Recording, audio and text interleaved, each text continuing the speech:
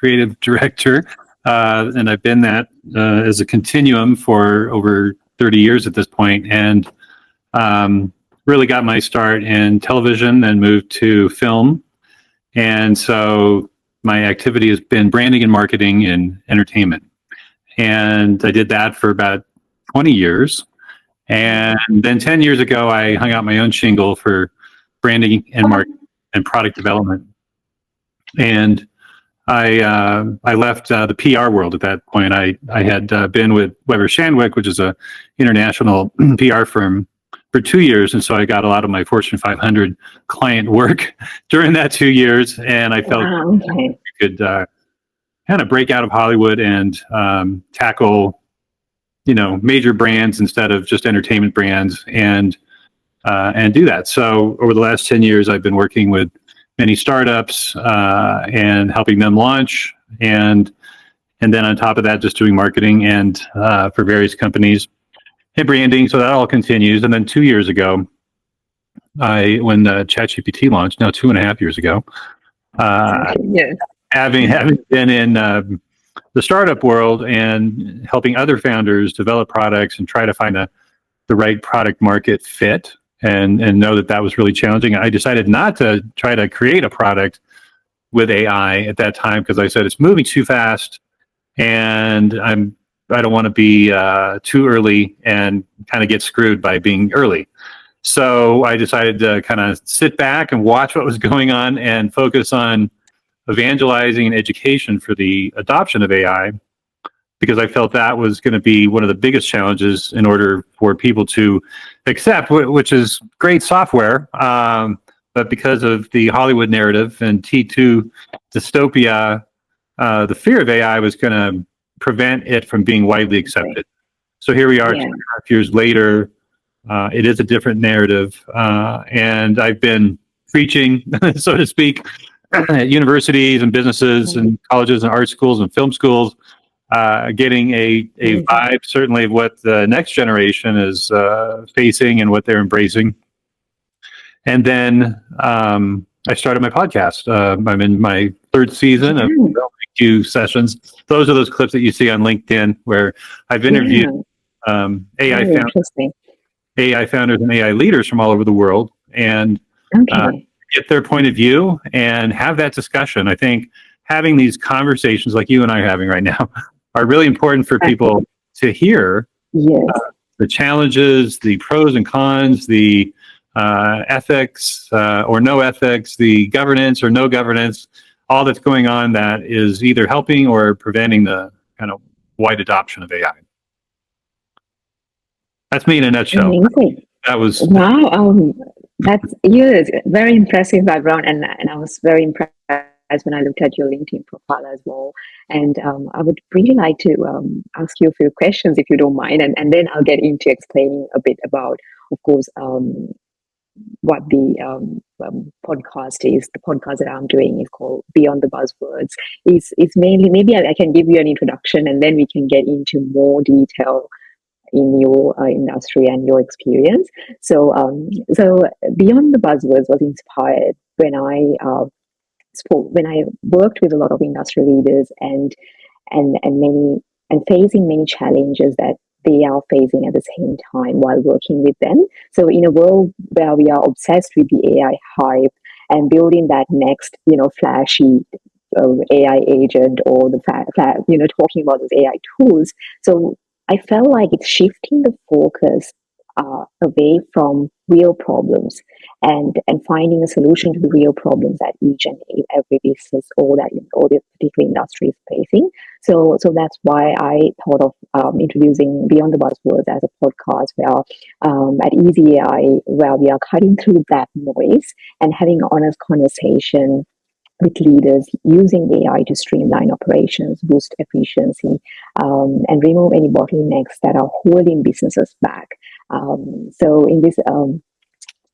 That's one of the main reasons why I started Beyond the Buzzwords podcast. And at EasyAI, my main mission has always been about streamlining operations and introducing AI to make the operations more efficient and cut down any extra time and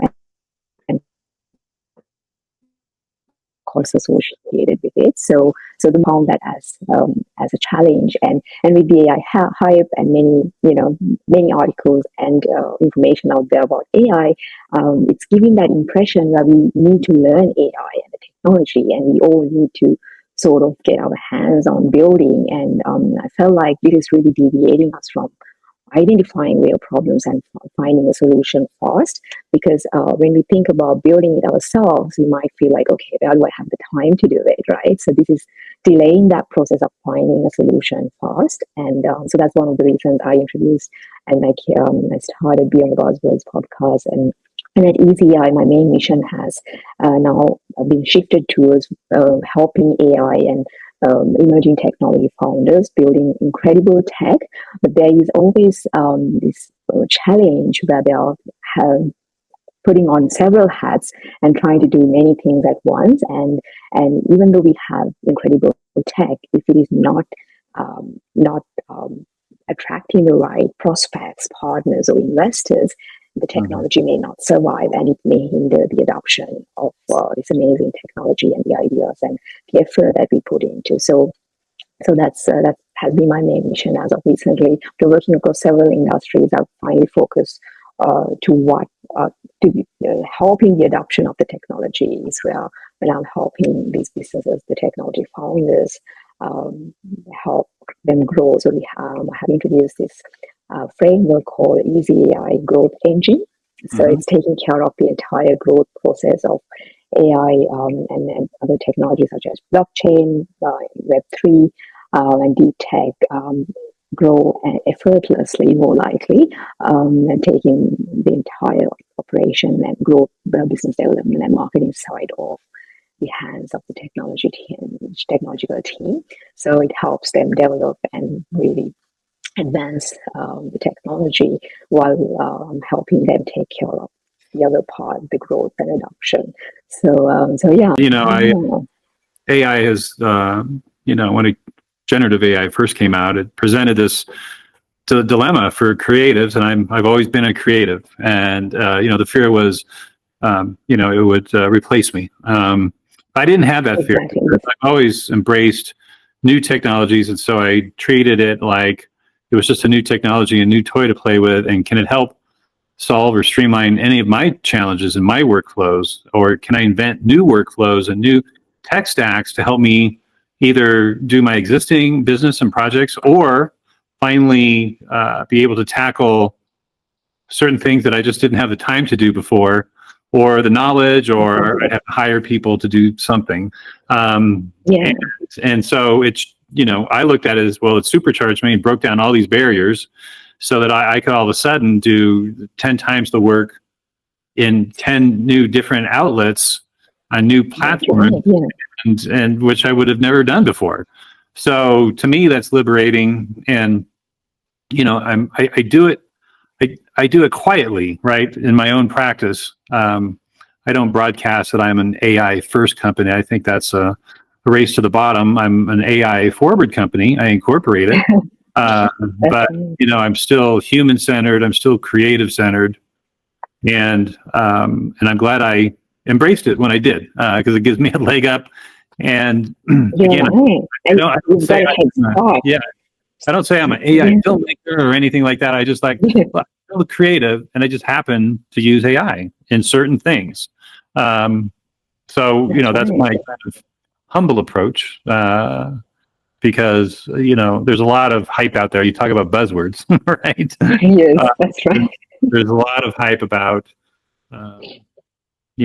how people who don't have experience, don't have any real business experience or world experience, becoming AI experts and advising companies on how to restructure their company when they have no experience in organizational structure or pipeline or supply chain or anything like that. And it's kind of dangerous, I think, for companies to not really really qualify these AI experts.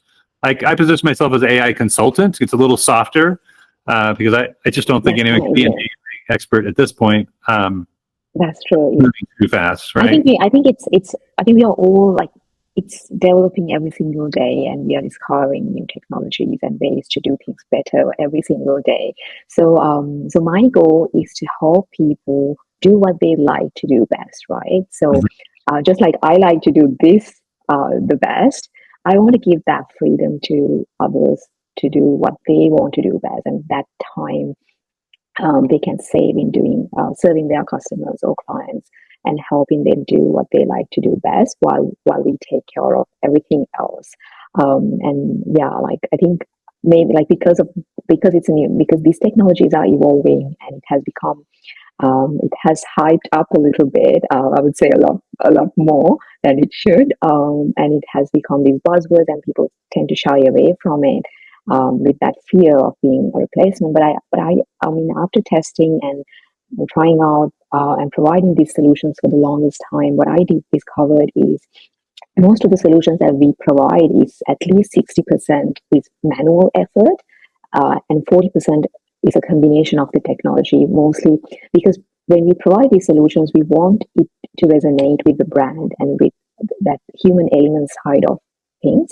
So we take that extra effort to make them at least 60% manual, 60% where we are implementing based on what works for the business and the human element side of things. So that's why it's important. Most of the people who try the technology, and if they don't incorporate the human element side of things and the right strategies to implement these solutions along with the technology, they don't see the results. They don't see results the way they are expecting. So I think it's very important to combine our experience with the strategies and the technology in their right proportions to make the solution more effective and more results driven. So that's what I have realized, and I have put together a combination of solutions to help businesses grow, technology companies grow. So I'm very excited about these solutions and the effectiveness of these solutions, the efficiency that brings along with it, and helping different industries like in the film industry, the entertainment industry, adopt these solutions to grow. So this is something I'm really interested in exploring further with someone like yourself, Curt, with years of experience in the industry. And I would like to ask a few different questions to get to know a little bit more about your experience. One, I would like to know, like, where did your team or anyone you worked with across the industry, where did you find the most resistance when introducing any AI solution or any automation technology solutions, and how did you overcome it? The most resistance came from creative agencies in Hollywood that I was advising initially, and because of that fear, right? And what happens is, agency owners are curious what's going to happen to film production, video production, motion design, all those things that even, platforms like Canva was starting to take bites out of that business before AI came around. Now they're powered by AI, so now they're even bigger threat, or they're a bigger opportunity. But it's the creative agencies, as you're seeing right now.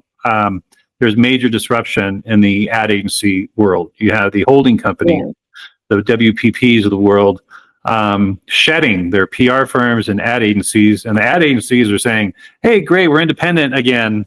Cool. It's like, well, okay, but why did they shed you? It's because they see the writing on the wall. And what Mark Zuckerberg just announced with his vision for kind of a one-stop shop advertising platform does not require an ad agency. It only requires a little brand manager entering a prompt of what you want the campaign to achieve, and then the platform will figure everything out: the media plan, the demographics, the messaging strategy, the creative, insert your logo there. So that is a huge threat to the advertising industry. So it's here. I mean that's the vision. So that means performance marketing becomes automated marketing, which means what are these agencies going to do? I come from the brand marketing side, so which is very human. It's a very it's a strategic approach as to developing those human connections. Okay, through messaging that resonates, spots that bring a tear to your eye because that's what's human. Yeah. And that's different than performance marketing. But performance marketing is definitely going to get replaced by AI automation. So it'll be an interesting tug of war between a new war that I'm calling, the brand wars versus the automated wars. And that's a pendulum. It's a pendulum that swings between, because if it's so automated and, maybe the data is good, but all the spots are cringeworthy, versus something really emotionally pulling you in a campaign, which would be a branding campaign. So I think there's a pendulum, there's a battle. The technology is moving forward. The people most at threat are creative agencies, huge agencies that I think the world of kind of solopreneurs or one-man agencies like myself, I think it's kind of the future, because we can wear many different hats, be far more effective, embrace AI, and navigate that world, because I'm not worried about laying off hundreds of people. It's like, I don't have hundreds of people, so it's not a worry. It's definitely not nothing to worry about. But I do feel like this, as technology is helping us to become better at what we do, to save time and save costs associated with it, it also creates other things that we could potentially do in our field or in our profession. So it is an indication that it's not going to replace us, but it's only going to make our work better and create more opportunities in a better way, and to contribute to our success in a more efficient way. So that's what I have realized. I believe it, and but there's 2 points of view. There's the kind of empowered individual, right? Yeah. Then there's the team that is kind of being replaced by that empowered individual, right? Yeah. So either that team needs to be more general in their focus, embracing AI, because you can't just say, "Oh, I'm a media planner" anymore. Yeah. Or I'm a social media manager. That's right. Yeah. And, it's like, okay, well, a lot of those roles are just going to go away, and the new hires are going to be looking for, or the new employers are going to be, their new hires they're looking for are going to be looking for those who train themselves on AI. Yeah. Right. And so that's this natural displacement. I use the 2R threats to what's going on in employment. So the first R is RTO, return to office. Okay. So companies are saying, you got to come back to the office now. And if you don't, okay, then bye-bye. But also as part of that process, they're going to weed out those who have been trained on AI or not, as a filter for who gets to come back to the office. So that's the first one. Yeah. The other R in the United States here is the threat of recession. Okay. And usually in recession, the economy kind of tanks, and all of a sudden all these companies have to do 20% layoffs because their revenue is going to drop 20%, either from the recession or the effect of tariffs, raising of prices, all that turmoil. So guess what? If CEOs have to eliminate 20% of their workforce, who are they going to lay off? They're going to lay off the people who didn't learn AI, right? Exactly. Yeah, that's a very good point that you highlighted. Yeah, those are happening naturally because of business conditions. It isn't like AI created the disturbance. It's these other economic forces that companies now finally have a fire under their butt to actually make a decision on embracing AI, and who's trained on it. We need those people, because we're in a crisis. That's right. You're so right. And I think that's a very good way to I really loved your answer. That's a very good way to finish that answer as well. And one more question before we wrap it up, and maybe schedule another call to continue our conversation. So from all the solutions that you've implemented and you've discussed and consulted across the industries that you worked with, what's one technology solution, AI automation or AI solution that you've implemented that had a surprising return on investment, either financially or in time saved? Well, one of my favorite platforms is called Opus Clips. Oh. If you probably use it. Oh yes, I'll probably be using to edit the video here too. But it's amazing. I can take a podcast, 15-minute podcast, and in literally 5 minutes, it'll do 26 vertical clips that are ranked by topic and popularity in terms of the effectiveness of their look. You can add B-roll, you can brand it, you can then amplify it through your socials, all from the same platform. And oh my God, it's like an unbelievable tool that I just wouldn't have done those vertical. To be honest, I was using it this morning. Good. So that couple of hours. Probably what I use the most. Yeah, really created a presence for me that I could never have achieved. And so then you get to play in the TikTok game, the YouTube Shorts game, and deal with those just algorithms. a couple of minutes by flooding the zone. Videos already. Yeah. So that's the one tool that is just a good example. Amazing. The best. Yes. Yes. Thank you so much for that answer, Curt.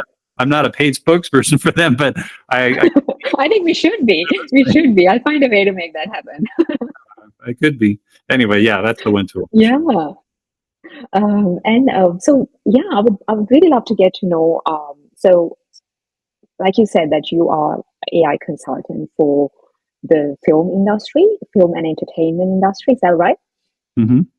Yes. Yeah. So, if you could give an ordinary day of your work and how and who you're looking to serve and what problems you're hoping to solve in the industry, I would really love to get to know more of that too. I know you explained a little bit in the beginning, but just a simple and short and concise explanation. So I know exactly who you are looking to connect with your ICP and what problems you're hoping to solve. Yeah. So there's kind of two tracks. One is interface design, user experience design. Netflix just announced that they're incorporating AI into their how do you find movies, solving a problem with AI. I had been an early fan and advocate for AI solving that major problem. I didn't get to work on that project, but I've built teams and have advocated and talked to streaming media companies about how to integrate AI into their user experience design, their UX. So that's one. The other aspect is AI in video and audio. So the use of avatars is a solution that I use to help either work with the states of people, whether they're talent, whether they're filmmakers, whether they're rappers, to bring their voice back from the dead or help them maintain a legacy after they might pass. And so I'm a believer in that. One, because there's the ethical way. There's an ethical way to do it, and that's by working with the estates and licensing, the proper way and monetizing it for the estates. So there's a business model, and there's a way to do it the right way, and it's really counter culture to the whole deepfake, phenomenon.